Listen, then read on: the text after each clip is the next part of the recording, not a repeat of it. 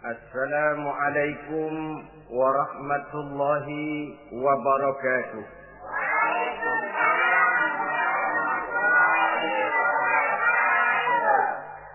Bismillahirrahmanirrahim. Alhamdulillahi rabbil alamin.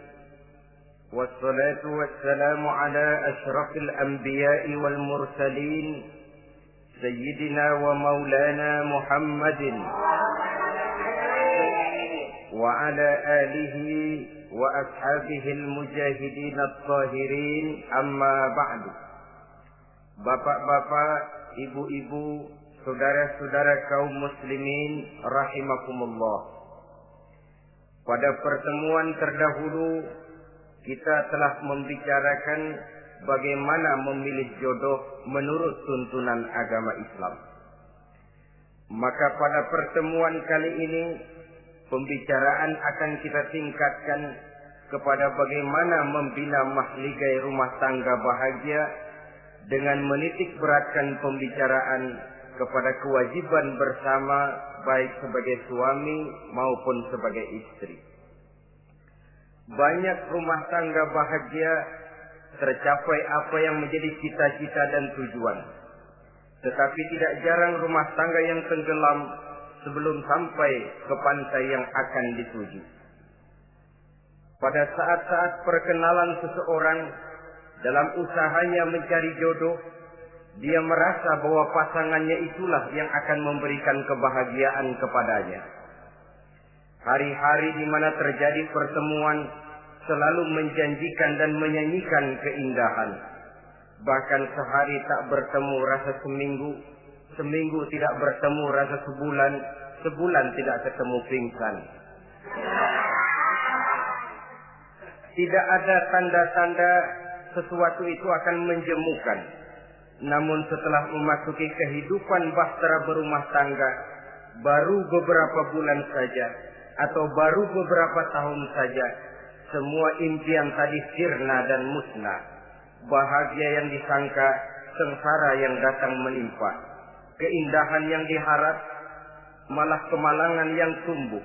Hal ini disebabkan orang tidak meresapi hikmah daripada kehidupan berumah tangga, tidak menyadari tanggung jawab dan kewajiban yang akan berbuntut tidak timbulnya saling pengertian, dan pada akhirnya tidak akan tumbuh ketenangan di dalam rumah tangga itu. Bukankah kewajiban akan saling memberikan pengertian, pengertian membawa ketenangan, dan ketenangan adalah tangga utama untuk mencapai rumah tangga bahagia. Oleh karena itu kita mulai saja dengan kewajiban sebagai seorang suami di dalam memimpin rumah tangga bahagia ini.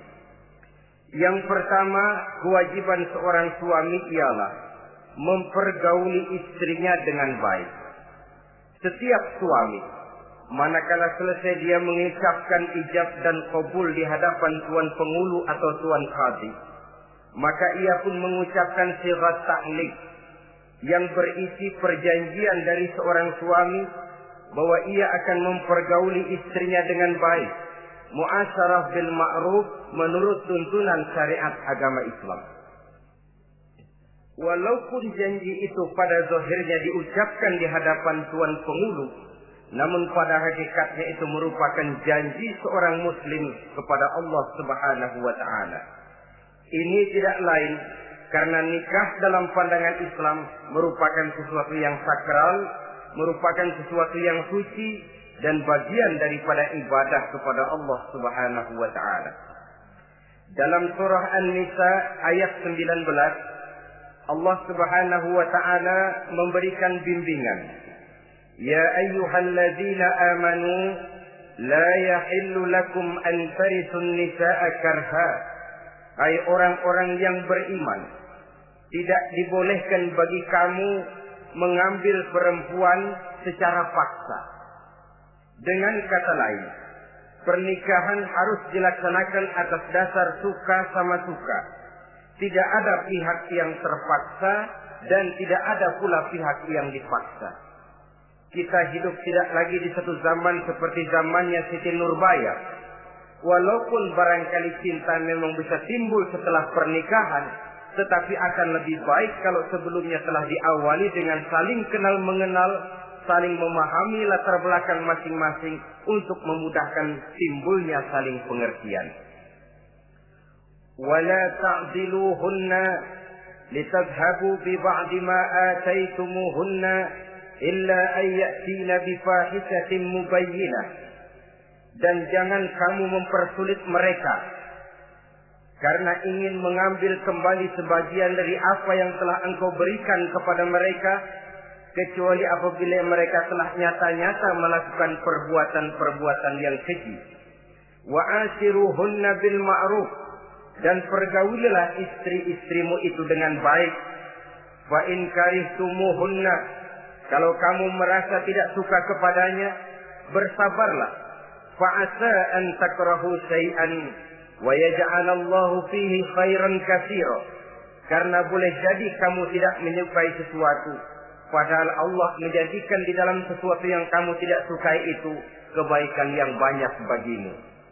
Ini merupakan tuntunan umum betapa seorang suami harus mempergauli istrinya dengan baik, mu'asyarah bil ma'ruf, menurut tuntunan syariat agama Islam. Karena bagaimanapun hak milik seorang suami terhadap istrinya adalah milkul manfaat, milik untuk mengambil manfaat, bukan milkul mutlak seperti seorang memelihara budak umpamanya, yang bisa dihitam putihkan, bisa dijungkir balikan, bisa diperlakukan sekehendaknya. Itu bertentangan dengan tuntunan agama kita. Adalah kewajiban seorang suami mempergauli istrinya dengan baik. Kemudian yang kedua, seorang suami harus menaruh perhatian, menjaga kehormatan, dan bila perlu turut membantu dan menolong pekerjaan istrinya. Menaruh perhatian sampai kepada hal-hal yang kecil, sehingga si istri merasa bahwa dia mendapat perhatian. Ada dia mengadu, ada tempat dia melarikan persoalan, ada tempat dia bercerita. Sejak dari tingkah laku, berpakaian, berperhiasan, make up, dan lain sebagainya. Karena tanpa ada perhatian dari seorang suami, biasanya istri akan menjadi malas, baik untuk bersolek, baik untuk membina dan mengatur rumah tangga, dan lain sebagainya. Apalagi tidak berat lidah untuk memuji perbuatan baik yang dilakukan istrinya, dan tidak mencela secara langsung perbuatan-perbuatan salah yang dilakukan oleh istrinya. Dia bisa menegur secara bijaksana dan dewasa. Saudara-saudara kaum muslimin, seorang sahabat bernama Salman Al-Farisi mempunyai adik perempuan yang kawin dengan Abi Dzar Al-Ghifari. Satu hari Salman datang menengoki adik perempuan ini di rumahnya. Dilihatnya adiknya, rambutnya acak-acakan, pakaiannya kumuh, pendeknya nggak enak dilihat. Salman memberikan nasihat, kau bersoleklah sedikit supaya suamimu betah di rumah. Kata istrinya, untuk siapa saya bersolek? Ya tentu untuk siapa lagi kalau bukan untuk suamimu. Kata adiknya, percuma saja, suami saya jarang di rumah. Kemana? Di masjid terus. Salman mengadukan hal ini kepada baginda Rasul. Lalu baginda Rasul mengatakan, inna likulli syai'in haqqun, segala sesuatu ada haknya. Allah ada haknya untuk disembah, istri pun mempunyai hak untuk dipenuhi. Melalaikan salah satu hak berarti melakukan kezaliman. Di sini kita melihat fungsi, karena kurangnya perhatian Abi Dzar Al-Ghifari terhadap istrinya akan mengakibatkan kemalasan si istri untuk mendandani dirinya sendiri. Dengan mendapat perhatian, apalagi tidak berat lidah, maka kegairahan dalam kehidupan berumah tangga rasa-rasanya akan sangat mudah terwujud. Kalau suaminya bersolek, kalau istrinya bersolek, kata suaminya, kau memang pandai milih warna. Walaupun barangkali warnanya norak betul. Tapi kalau pada saat itu seorang suami jujur, kan akan timbul pertengkaran. Kadang-kadang Istri bersolek, suami apa katanya? Lu sih dandan mangga dandan sama. Ini kan sudah tidak menghargai, tidak menaruh perhatian. Udah dah, dandan nggak dandan sama, gue kenyang melihatnya. Saudara hadirin yang saya muliakan, tidak menaruh perhatian. Sehingga si istri merasa tidak diperhatikan. Nah kalau sudah tidak diperhatikan, lihat saja. Jangankan dalam contoh seperti berumah tangga, apa saja. Seorang anak kalau sudah tidak merasa diperhatikan oleh orang tuanya, dia akan sewenang-wenang. Begitu juga seorang pegawai kalau sudah tidak merasa diperhatikan oleh atasannya, semaunya kerja. Pun seorang istri, kalau dia merasa sudah tidak diperhatikan oleh suaminya, akibatnya dia akan dandan semaunya, dia akan ngurus rumah tangga semaunya, dia akan memasak masakan semaunya. Nah kalau sudah semaunya begini, alamat tidak akan ada keharmonisan di dalam kehidupan rumah tangga itu sendiri. Suami yang baik sangat menaruh perhatian kepada istrinya. Dari hal yang kecil sampai pun kepada yang sebesar-besarnya. Tapi tidak berarti nyeleneh. Apa itu nyeleneh? Menaruh perhatian bukan selalu mau ingin tahu. Jangan lantas suaminya yang beliin bedak, suaminya yang beliin. Itu nyeleneh namanya. Overacting. Terlalu berlebih-lebihan sampai kepada sesuatu yang tidak pada tempatnya. Di samping menaruh perhatian juga menjaga kehormatan. Dan bila ada waktu, dia turut membantu, menolong pekerjaan daripada istrinya. Bukankah seorang perempuan mau melakukan nikah dengan seorang laki-laki karena dia mendambakan hidup yang bahagia? Terus terang saja kan kadang-kadang istri kita ini lebih banyak borongan. Yang saya maksud borongan artinya ya sebagai istri ya dia, ya nyuci ya dia, ya masak ya dia, ya membersihkan rumah tangga ya dia. Istri borongan. Baiklah kalau barangkali memang kondisi ekonomi kita belum menunjang ke arah sana. Walaupun istri berkewajiban untuk taat kepada suami, tetapi adalah wajar suami pun tenggang rasa dan timbang-timbang. Rasulullah saja kadang-kadang dan tidak jarang menjahit bajunya sendiri, memperbaiki kasutnya sendiri. Artinya pada waktu yang terluang dan memang bisa dilakukan, jangan mengandalkan kepada istri. Dengan demikian istri merasa bahwa resiko membina rumah tangga adalah merupakan resiko bersama. Saudara-saudara, yang ketiga, seorang suami yang baik memperhatikan yaitu tidak mengeluarkan kata-kata yang kasar. Sebab apa? Perempuan adalah makhluk yang paling cepat tersinggung. Perasaannya sangat halus. Dan saya kira perempuan itu lebih sakit ditampar dengan bahasa daripada ditampar dengan tangan. Kalau ditampar dia dengan tangan, urusannya paling nangis 2-3 jam sudah sembuh. Tapi ditampar dia dengan kata-kata, ditampar dia dengan omongan, itu sangat menyakitkan hatinya. Seorang suami yang baik tidak mengeluarkan kata-kata yang menyinggung perasaan, kata-kata yang kasar. Dia pandai menggunakan kata-kata yang baik untuk menghidupkan rumah tangganya.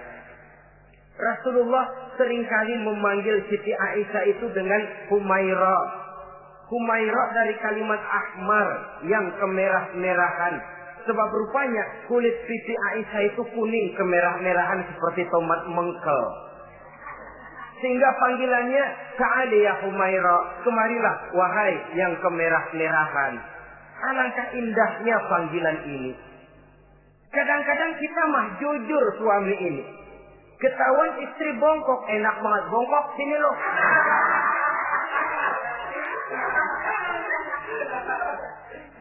Jujur tapi nyakitin. Saudara-saudara, kadang-kadang inilah ya, bahasa perbuatan sangat besar pengaruhnya dalam menciptakan keharmonisan di rumah tangga. Pacaran mah manggilnya yang, Mau kemana yang? Udah endah aja udah.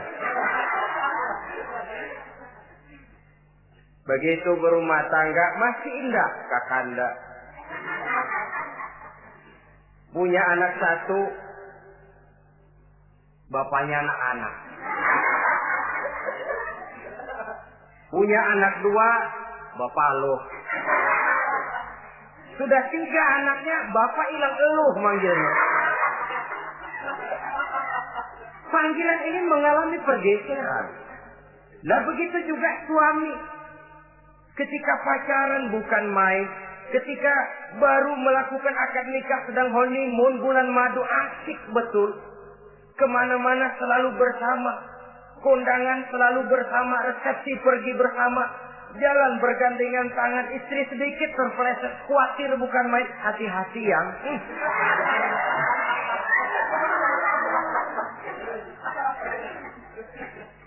Sudah anak 3, istri ngajak kondangan, kata suami, lo pergi duluan aja dah.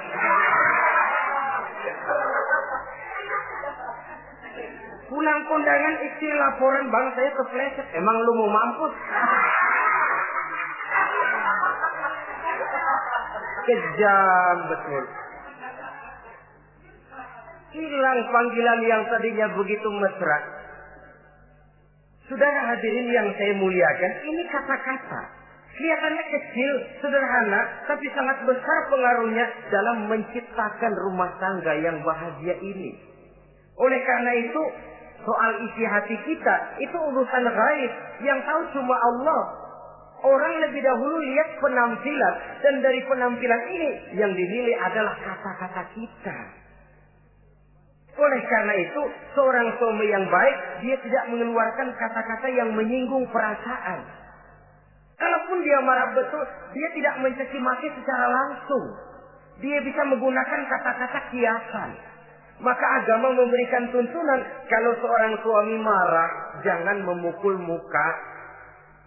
Dan mukul pun bagian terakhir. Jangan jalan pertama. Kadang-kadang ada juga loh Pak, suami marah sama istri persis korambil gebugin maling. Aduh, gelebuk gak karuan.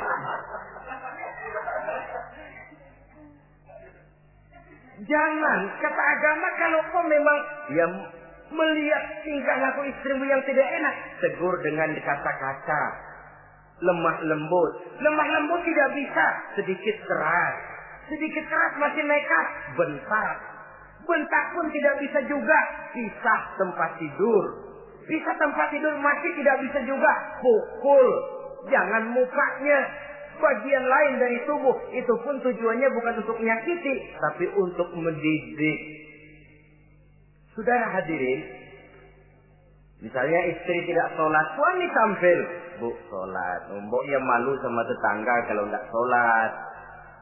Dengan lemah lembut masih tidak kena, besok kencengan dikit ngomongnya. Kemarin kan udah saya bilangin sholat 2 kali, belum mau juga. Oh sholat jadi, mulai naik tensi omongan, masih nekat. Begini saja, saya dari kalem sampai bentak udah.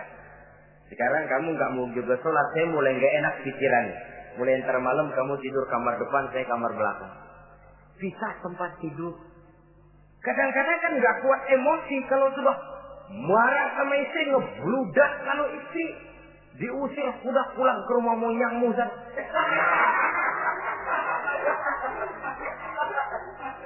Kata agama jangan, kita tempat tidur saja. Sudah, kamu tidur kamar depan, saya kamar belakang. Bisa tempat tidur. Kenapa? Nanti malam kalau hujan turun, pikiran berubah, berasa perlu, tinggal pindah kamar. Secara psikologis, saudara-saudara. Jadi melalui processing. Oleh sebab itu, kata-kata sangat besar pengaruhnya di dalam membina kehidupan berumah tangga.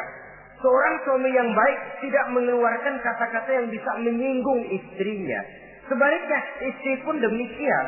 Tidak mengeluarkan kata-kata yang bisa menyinggung perasaan suaminya. Sebab lebih dosa besar kata-kata suami istri yang menyinggung suaminya, walaupun sama dosanya ya. Tapi lebih besar ketersinggungan seorang suami ketimbang seorang istri itu. Namun agama memberikan tuntunan suami lebih dahulu yang diajarkan. Jangan mengeluarkan kata-kata yang bisa menyinggung perasaan. Baik itu menyangkut dandanan istri, caranya pakaian, caranya jalan, ataupun masakannya. Masakannya sekalipun tidak kita sukai, ya ndak usah. Misalnya sayur keasinan, begitu dicobain menteleng mata pelatas, melotot keasinan. Ndak usah lantas tolak pinggang, lu masak melotot ya. Ndak usah. Saudara hadirin yang saya muliakan, jadi itu dari segi masakan. Dari segi pakaian, umpamanya istri kita berpakaian tidak sesuai dengan tuntunan agama, cukup kita bisa berkata, pakaianmu sebenarnya bagus, motifnya, potongannya, kainnya, cuma mbok kok kelihatannya kok potongan badanmu kok kelihatan betul dengan terbungkus pakaian seperti itu. Alangkah lebih baiknya, nah dengan demikian istri nggak terlalu tersinggung daripada sudah dandan bagus-bagus. Lalu istri suami ngobrol kata yang gak enak. Bagus lo kayak nangka dikrosorin.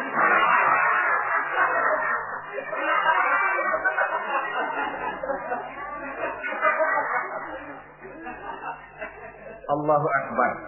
Istri tentu saja tersinggung. Atau dia pakai bedak berlebihan. Ya tentu dia pun begitu karena ingin ada kebanggaan suami jalan dengan dia merasa bangga. Tapi over. Bedaknya berlebihan, lipstiknya berlebihan. Suami usil, begitu mau berangkat kondangan istrinya keluar nanya momen topeng monyet di mana?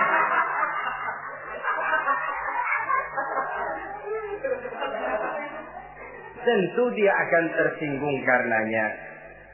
Jadi saudara-saudara, ini yang ketiga. Yang keempat, seorang suami yang baik jangan memberikan pekerjaan di luar batas kemampuan istrinya. Loh, tugas istri itu nyaris 1 kali 24 jam.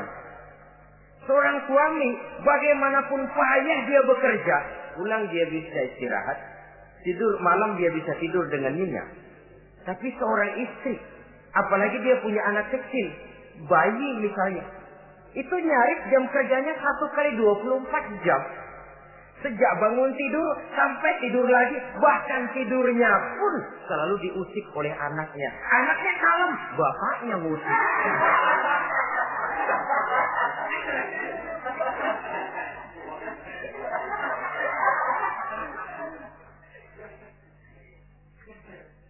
Jadi jangan memberikan pekerjaan di luar batas kemampuan.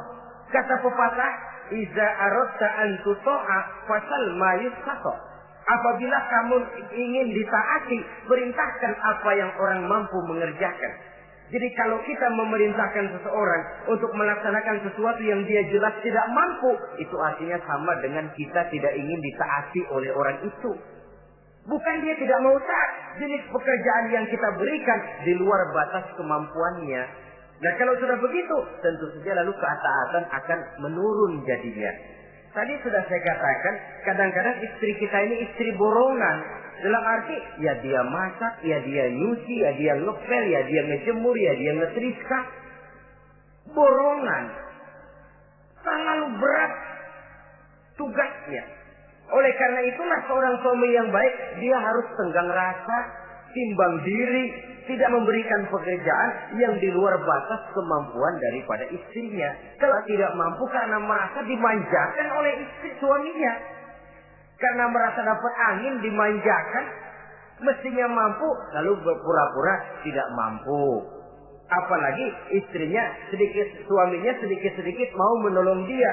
Jadi posisi ini nanti bisa berbalik. Karena terlalu memanjakan istri bisa membludak. Akhirnya suami yang nyuci, suami yang neriska, istri tidur. Walaupun tentu saja tidak jelek, tetapi itu sudah overacting namanya. Saudara hadirin yang saya muliakan, itu yang keempat. Yang kelima, kewajiban seorang suami yang baik, ia mencukupkan belanja rumah tangga. Cukup itu relatif. Cukup menurut ukuran standar kemampuan kita. Sebab kemauan kita mungkin tidak terbatas. Tapi kemampuan kita yang terbatas. Kalau kemampuan ini bisa kita ukur dengan kemampuan, insya Allah kita cukup. Dan pernah saya katakan, orang kaya adalah orang yang hidupnya paling cukup.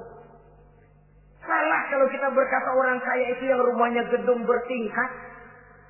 Tidak betul orang kaya itu yang mobilnya 5, yang gajinya jutaan, yang kebunnya lebar, yang pabriknya luas. Tidak. Orang kaya, orang yang hidupnya cukup. Orang miskin, orang yang selalu merasa kurang. Jadi kalau ingin jadi orang kaya, resepnya gampang sekali. Cukup dengan apa yang diberikan Allah, kita sudah kaya. Tapi kalau ingin miskin, maka bukalah mata selebar-lebarnya. Bagaimanapun banyak nikmat Allah diberikan kepada kita, tidak pernah ada rasa cukupnya. Dikala itu akan tertanam sifat kemiskinan dalam diri. Maka ukuran cukup ini yang relatif. Jadi kalau kita memang ekonomi menengah ke bawah, jangan ingin cukup seperti halnya ekonomi menengah ke atas. Nah, saudara-saudara, di samping belanja rumah tangga yang menyangkut makan, minum, pakaian dan sebagainya, bila ada kelebihan rezeki, juga perhiasan untuk istri. Karena istri itu zinatul hayatid dunia, perhiasan hidup di dunia. Jangan lalu berat hati, kan suami yang peras keringat banting tulang pergi pagi pulang sore. Mestinya suami dulu dong cukupi pakaiannya.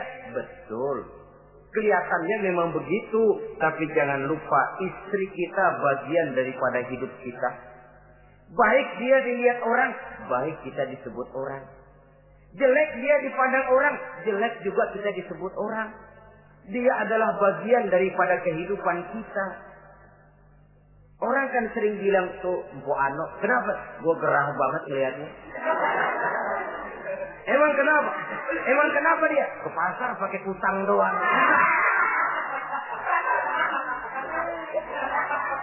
Kata temennya, terang aja dia kan binnya si Meun itu. Si Meun yang nggak tahu apa-apa ikut kesebut-sebut. Istri adalah bagian daripada kehidupan kita. Zolim seorang suami mentang-mentang dia merasa dia yang cari duit, lalu buat dirinya dia beli pakaian yang mahal-mahal. Istrinya cuma nggak karung doang dipakai. Istri adalah bagian daripada hidup kita. Baik dia dilihat orang, baik kita disebut orang. Jelek dia dilihat orang, akan jelek juga kita jadi pembicaraan orang. Ini tidak lain karena dia merupakan perhiasan bagi suami dan bagian daripada kehidupan seorang suami.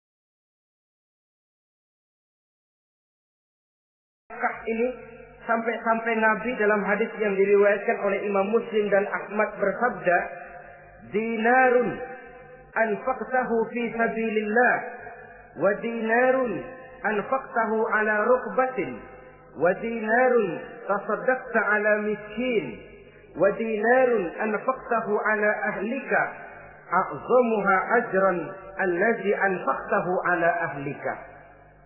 Uang yang kamu belanjakan di jalan Allah, uang yang kamu belanjakan untuk membebaskan budak, uang yang kamu sedekahkan kepada orang miskin, dan uang yang kamu belanjakan untuk nafkah keluargamu, pahalanya itu lebih besar uang yang kamu belanjakan untuk nafkah keluargamu.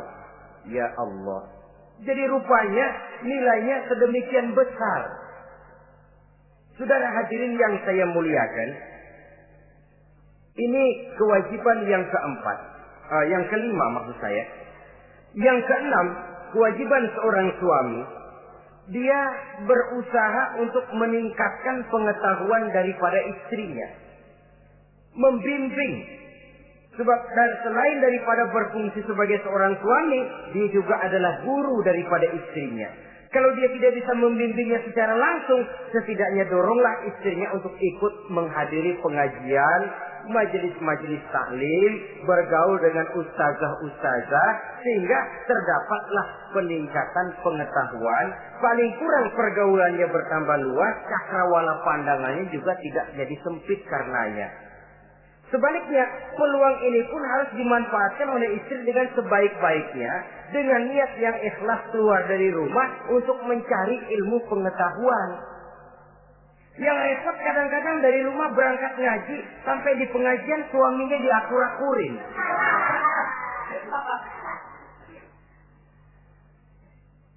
Atau tetangganya jadi bahan gunjingan. Ngajinya cuma setengah jam, ngomongin orangnya sejam setengah. Ini malaikat bingung, kacau amat ya orang. Ini yang kadang-kadang menimbulkan hal-hal yang negatif. Padahal keluarnya dari majelis taklim, keluarnya dari pengajian. Tapi karena di pengajian yang dilihat adalah gelang temennya, anting temennya, rantai temennya, lalu walaupun nggak tahu belaga, tahu baru dapat berita burung, katanya si Ano, oh iya anu.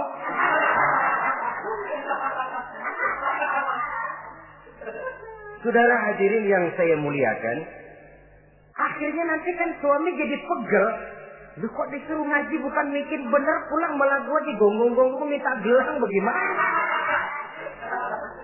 Rupanya tidak memanfaatkan peluang yang diberikan itu seperti yang seharusnya. Jadi kalau memang seorang suami tidak bisa membimbing istrinya dalam arti meningkatkan ilmu pengetahuannya, doronglah dia, berikan kesempatan untuk menghadiri pengajian, majelis-majelis taklim yang akan lebih membuka nuansa pergaulan, lebih meluaskan pandangannya, dan ada refreshing. Nah ini penting. Apakah kita suami ini pernah membayangkan bagaimana kalau kita 1 kali 24 jam mesti ada di rumah saja? Tiap hari menghadapi yang itu juga. Apa tidak timbul kejenuhan? Kalau kita begitu, apa istri kita juga tidak begitu? Karena itu sangat bijaksana kalau ada waktu luang, Boya ajaklah istri dan anak-anak makan di rumah makan. Kalau ada kelebihan rezeki loh ini ya. Tapi jangan maksa-maksa. Karena terlalu ingin lalu ngutang dulu sama temen. Itu juga nggak betul. Niatnya baik, cuma ngutangnya itu nanti yang jadi nggak betul. Ya refreshing, relax, santai. Apa itu ke Taman Safari, apa itu ke Bogor. Supaya istri ini merasa ada selingan dalam hidup. Tidak jenuh, tidak monoton. So kalau dia jenuh, akhirnya kan wah ublek-ublek di depan dapur mulu.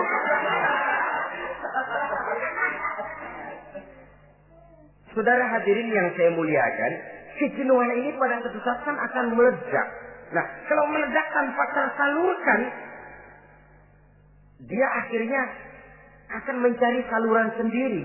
Iya kalau positif, kalau negatif, inna lillahi wa inna ilaihi raji'un jadinya. Oleh karena itu, seorang suami yang baik berkewajiban meningkatkan pengetahuan istrinya. Sebab boleh jadi istri tidak melaksanakan kewajiban karena tidak tahunya. Nah kalau istri nggak tahu, jangan digoblok-gobloki. Mestinya dibimbing, diberikan kesempatan ngaji. Kamu sih disuruh gini aja kok nggak bisa, emang goblok aku nih. Memang bukan dibimbing malah digoblok-gobloki. Kalau istri kan apa ya? Bahasa Prancisnya nelongso.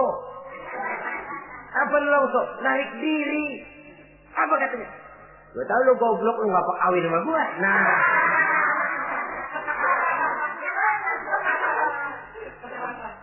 Atau pada kata yang lebih nggak enak, gue digoblok-goblokin juga, dipakai juga. Nah.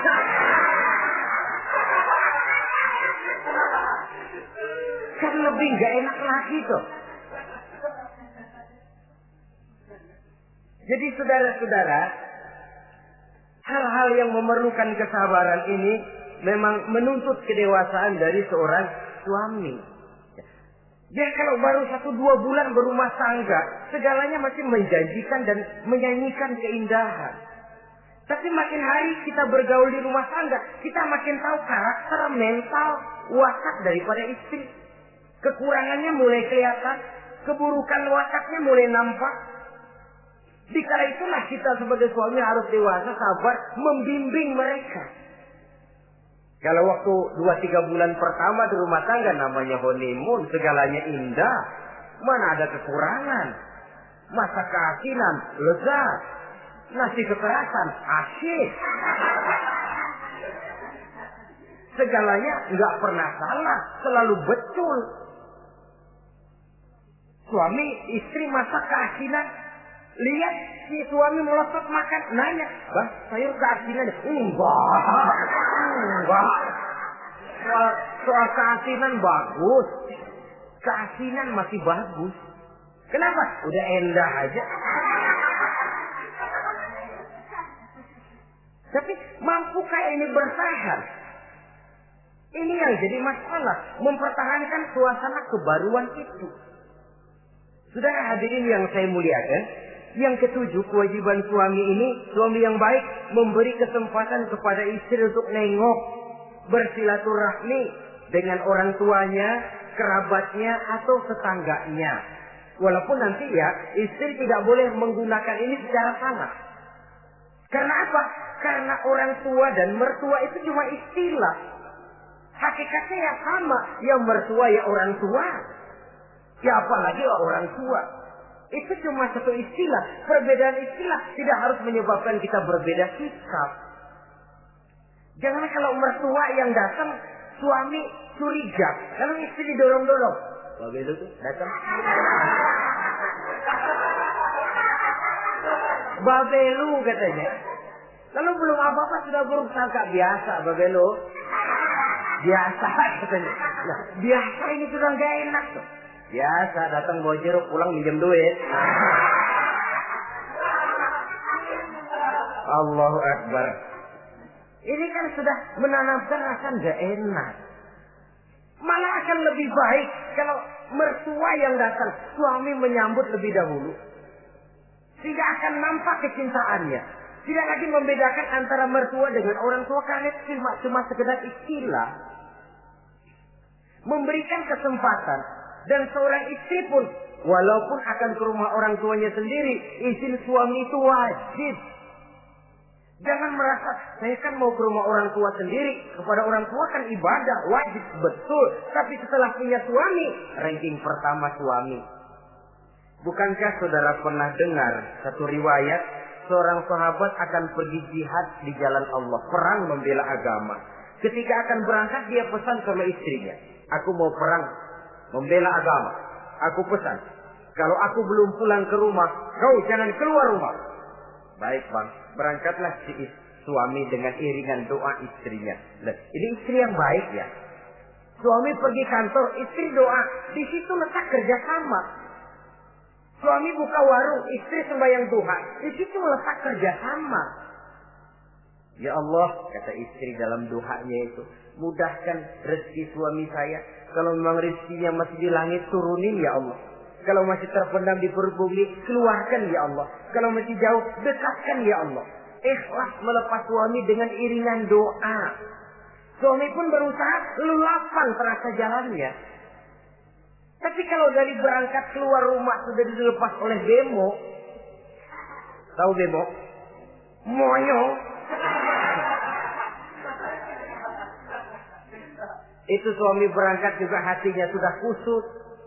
Sudah tidak dilepas dengan doa. Lalu istri juga barangkali suaminya berangkat ngedumel. Ya, jangan dikasih rezeki dah Tuhan, tadi dikasih rezeki gak kawin lagi. Nah.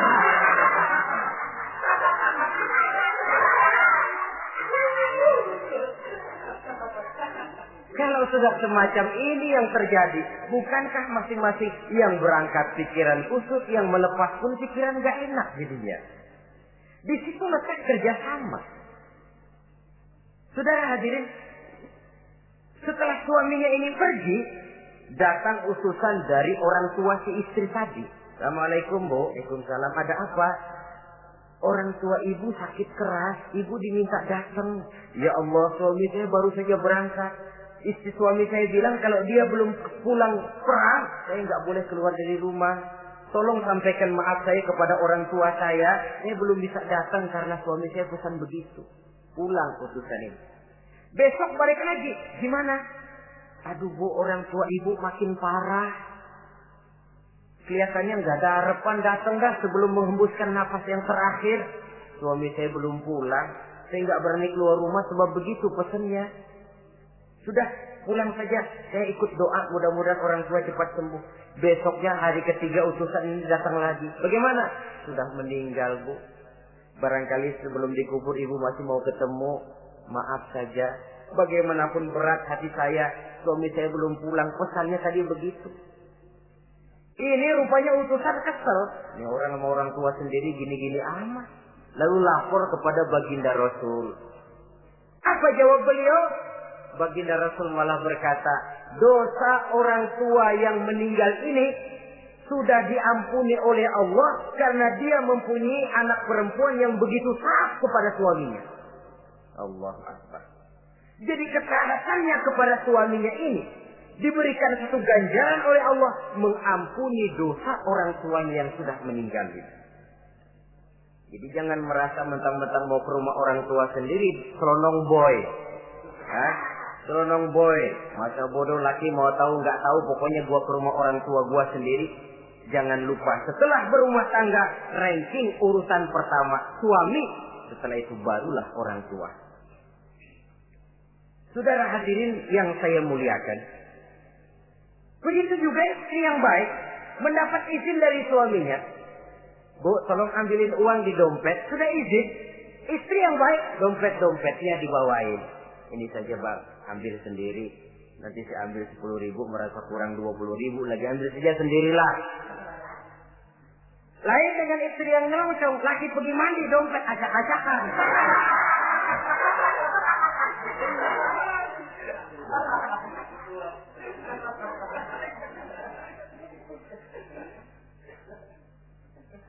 Saudara hadirin yang saya muliakan, baik silaturahmi itu kepada orang tua atau kerabat, famili, andai tolan, keluarga lain, ataupun tetangga. Tetangga itu perlu sepanjang dia menghasilkan nilai-nilai positif. Karena memang kita makhluk bermasyarakat. Yang tidak boleh kalau dengan bertetangga itu lalu menghasilkan hal-hal yang negatif. Saudara hadirin, yang kedelapan, seorang suami yang baik wajib bersikap lapang dada dan sabar menghadapi kekurangan-kekurangan yang ada pada istrinya. Lapang dada dan sabar. Sebab memang membangun manusia itu lebih sulit dari membangun jembatan. Kalau memperbaiki jembatan mungkin seminggu 2 minggu selesai. Tapi memperbaiki watak seseorang memerlukan waktu lama. Prosesnya diperlukan kesabaran, sikap lapang dada dan sebagainya. Seorang suami harus bersikap lapang dada dan sabar menghadapi kekurangan-kekurangan yang ada pada istrinya. Dan kekurangan-kekurangan itu tidak lalu dia ceritakan kepada yang lain. Kan ada toh kadang-kadang Suami kalau ngobrol sama temennya kekurangan istrinya jadi topik diskusi. Bini gue payah banget dah. Lu nggak ada yang nanya, istrinya dipayahin di mana-mana. Kayaknya nggak malu. Mengorek aib sendiri kan menepuk air di dulang, toh itu artinya. Kalau aib istri kita ceritakan di mana-mana, bukankah artinya kita juga menceritakan aib kita sendiri? Karena istri bagian daripada kehidupan kita. Sebagaimanapun seorang istri tidak wajar menceritakan aib dan kekurangan suaminya di mana-mana. Malah dia harus menutupi. Malah kelemahan dan kekurangan suaminya harus dia jaga. Dia tetap bangga. Di mata saya suami saya adalah Arjuna yang tidak punya kekurangan apa-apa. Kalaupun orang bawakan berita, tidak betul itu. Walaupun hatinya panas, tapi dia masih bisa menunjukkan wajah yang sejuk, senyum dalam hati yang panas. Sebab saudara-saudara, apabila kita tidak punya filter, ini kadang-kadang kita mau tenang, kita bisa dibakar oleh yang lain. Tapi kalau ada filter, kita bisa menyaring, boya masa iya. Sehingga dengan demikian, sikap lapang dada dan kesabaran ini, walaupun diutamakan adalah merupakan kewajiban suami, juga sekaligus merupakan imbangan daripada si istri. Nah, kemudian yang ke-9, seorang suami wajib berpenampilan bersih dan rapi di hadapan istrinya. Sehingga tanpa anggun. Anggun ini lalu menimbulkan wibawa. Nah, dari wibawa lahir rasa hormat. Tapi kalau suami di depan istrinya kelihatan butut, rebek, jelek, belek,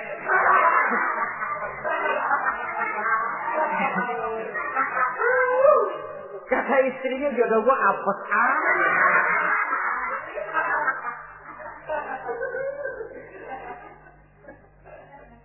tidak akan timbul kewibawaan. Nah kalau sudah tidak timbul wibawa, dia bagaimana si istri itu akan merasa dia wajib taat kepada suami. Saudara hadirin yang saya muliakan, jadi ternyata penampilan bukan cuma kewajiban istri, seorang suami juga harus mengimbangi itu. Sehingga dengan demikian keterasian dalam kehidupan di rumah tangga itu akan terasa jadinya. Nah inilah pada prinsipnya kewajiban daripada suami. Lalu kemudian apa kewajiban istri ini? Yang pertama saudara-saudara, terutama ibu-ibu tentu, istri itu berkewajiban untuk taat dan patuh kepada suaminya. Sepanjang perintah suaminya itu tidak untuk bermaksiat kepada Allah. Jangankan amalan yang mubah, amalan yang sunnah saja tidak diizinkan oleh suami, masih dikerjakan oleh istrinya. Dosa. Itu amalan sunnah. Misal saja ini ya. Suami kebetulan ngambil cuti. Hari Senin ada di rumah. Begitu malam Senin, kata si istri, "Bang, besok kan hari Senin, saya mau puasa sunnah." Karena istrinya santri, biasa puasa Senin Kemis. Kata suaminya, "Lu tega amat, gua tumben perek Senin. Senin ada di rumah lalu mau puasa, gue lu suruh ngapain?" Umpamanya lo ya, umpama.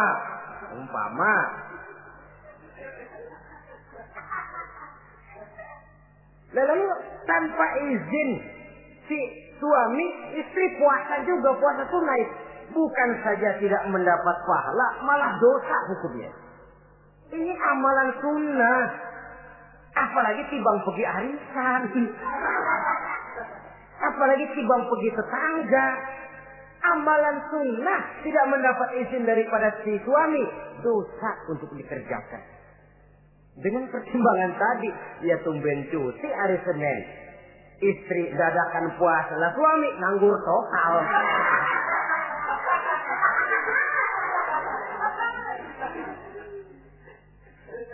Saudara hadirin yang saya muliakan, Nabi bersabda, "Ayyuma imra'atin matat wa zawjuha anha radin illa dakhalatil jannah."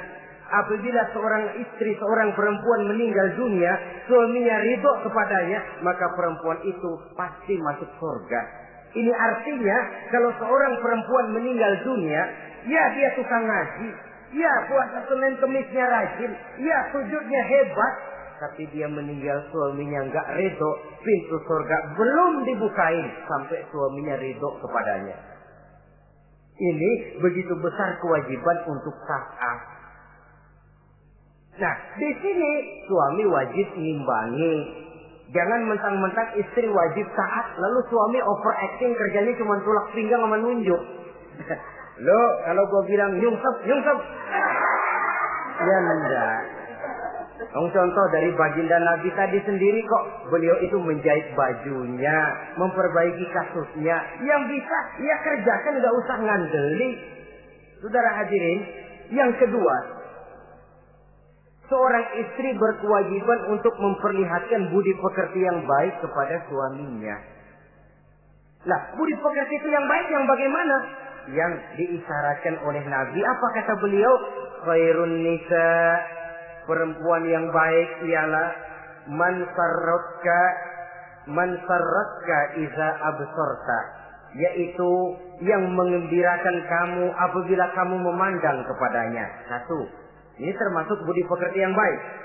Apabila dipandang oleh suaminya, dia pandai menyenangkan, menggembirakan hati suaminya. Jadi, tolong ibu-ibu, jadilah istri yang siap pakai. Nah, itu tuh. Itu istilahnya. Anytime already, standby. Ya. Apabila dipandang, dia sanggup menggembirakan hati suaminya. Suami pulang dari pasar dagang rugi, istrinya tampil. Itulah bang romantikanya dagang. Mboya sekali-sekali rugi. Apa mboya selalu untung? Gelombang laut saja pasang surut. Lah suami kan merasa ada air penyejuk. Ini termasuk menggembirakan. Jangan suami sudah pulang dari pasar rugi, mikul panjang, ngos-ngosan sampai rumah istri ceramah. Lasar lu laki goblok. Dagang pakai rugi.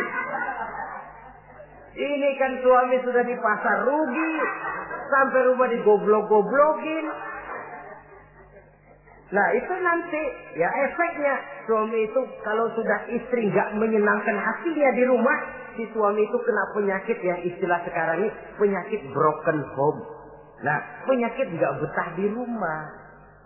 Mestinya dia kumpul di rumah, dadakan di pos ansik dia kongkok. Sampai subuh lagi, sampai subuh. Sampai subuh. Saudara hadirin yang saya muliakan. Pandai menggembirakan, menjadi penghibur. Usaha suami gagal, dagangnya rugi. Gairahnya bekerja menurun. Di saat itu istri tampil jadi pengimbang yang baik. Sehingga dengan demikian istri suami lalu merasa ada sedikit air penyejuk. Apabila dipandang, dia pandai menyenangkan hati suaminya. Bagus kalau seorang istri pada saat ada suaminya di rumah dia berdandan. Dan suaminya tidak di rumah dia apa adanya. Dan keliru besar. Sebab dandannya seorang istri dengan niat untuk menyenangkan hati suaminya merupakan ibadah. Saudara hadirin, ciri yang kedua dari budi pekerti yang baik seorang istri itu apa? Wa tuti'aka iza amarta. Kalau diperintah, dia taat kepadamu. Diperintah, dia taat sepanjang perintah itu tidak untuk bermaksiat kepada Allah. Yang ketiga lagi cirinya watahfazu ghibataka fi nafsiha wa malika. Dia dapat menjaga diri baik pada waktu kamu tidak ada, baik menjaga dirinya sendiri ataupun menjaga hartamu. Tidak menggunakan kesempitan di dalam kesempitan. Ini ciri dari budi pekerti. Yang ketiga sekarang, kewajiban seorang istri dapat mengatur rumah tangga dengan baik dan rapi. Mengatur rumah tangga itu kan tidak perlu biaya yang mahal-mahal. Asal ditempatkan pada tempat yang serasi, komposisi warna yang cocok, tidak perlu perhiasan yang mewah-mewah. Orang lalu terkesan, rumahnya ini sejuk ya. Kenapa? Tata ruangannya kok enak dilihat, apik. Enggak karena mentang-mentang semua kepengen dilihat orang, semua ditaruh di ruang tamu. Sampai tempayan piring naik ke ruang tamu semua. Walaupun mahal, tapi kalau tidak pada tempatnya kan orang lalu, ini kok terlalu amat ya. Dapat menata. Dan menata ini tentu karena pergaulan. Saudara hadirin yang saya muliakan, sehingga dengan demikian ada suasana kebetahan. Orang di rumah itu merasa seperti, itulah yang dikatakan Nabi, baiti jannati, rumah tanggaku laksana surga bagiku. Laksana kebun, tempat di mana kita melepaskan lelah, tempat di mana kita menemukan ketenangan, tempat di mana kita menemukan refreshing dari segala kejenuhan dan kelelahan akibat tugas-tugas yang kita hadapi, baik di kantor, di tengah masyarakat, di pasar dan lain sebagainya. Yang keempat, jangan menambah kesulitan suami. Syukur kalau malah bisa membantunya. Bahwa ada seorang istri yang bekerja itu bagus. Asal bisa menjaga diri dan bisa menjaga kepercayaan dan kehormatan daripada suaminya. Dan suami pun yakin bahwa jenis pekerjaan yang dikerjakan oleh istrinya itu tidak bertentangan dengan agama. Tapi malah kalau si suami yang mempekerjakan istrinya, mengeksploitir istrinya, ini zalim. Istrinya yang disuruh kerja. Suami ongkang-ongkang kaki di rumah. Istrinya yang peras keringat banting tulang. Ya kalau kerja, kalau dikerjain lebih parah lagi. Kan tidak sedikit toh problema rumah tangga semacam ini. Sehingga dengan demikian akhirnya apa? Kendali rumah tangga di tangan istri. Karena istri merasa dia yang cari duit. Istri merasa dia yang berusaha. Kenapa dia tidak mengendalikan rumah tangganya? Dikala itu jatuhlah suami di bawah komando istrinya. Hilang wibawa, hilang karisma, tidak ada ketakutan. Malah akhirnya berbalik seolah-olah si suami jadi istri dan si istri menjadi suami. Apalagi di zaman seperti sekarang. Walaupun pekerjaan sulit, tapi mereka yang punya wajah cantik, mudah senyum, gampang bergaul, dan mau obral. Tentu banyak saja lapangan kerja yang nyata-nyata bertentangan dengan agama. Nah, yang terakhir, kewajiban daripada istri ialah hemat, cermat, rajin, dan pandai menyimpan. Kalau dia dibelikan perhiasan oleh suaminya, niatnya tidak lain. Pertama, menyenangkan hati suaminya. Yang kedua, berjaga-jaga kalau nanti ada kesulitan. Toh perhiasan ini bisa dimanfaatkan. Tidak untuk show, tidak untuk sombong-sombongan, tidak untuk hebat-hebatan. Tapi dua hal yang jadi pilihan utama tadi. Dengan sikap hemat, cermat, rajin, dan pandai ini, menyimpan, memanfaatkan, dan menggunakan, maka nilai ekonomi di rumah tangga insya Allah akan mengalami stabilnya. Dengan demikian saudara-saudara, secara sepintas kewajiban suami dan istri sudah kita bicarakan. Dengan saling melaksanakan kewajiban akan timbul saling pengertian. Dari pengertian akan timbul ketenangan. Dari ketenangan insya Allah akan terwujud rumah tangga yang bahagia. Insya Allah nanti pembicaraan akan kita lanjutkan yang mengenai kewajiban bersama dan kewajiban orang tua terhadap anak-anaknya. Mudah-mudahan ini bermanfaat. Terima kasih atas perhatian saudara. Mohon maaf atas segala kekurangan. Usikum wa nafsi bitaqwallah. Wassalamualaikum warahmatullahi wabarakatuh.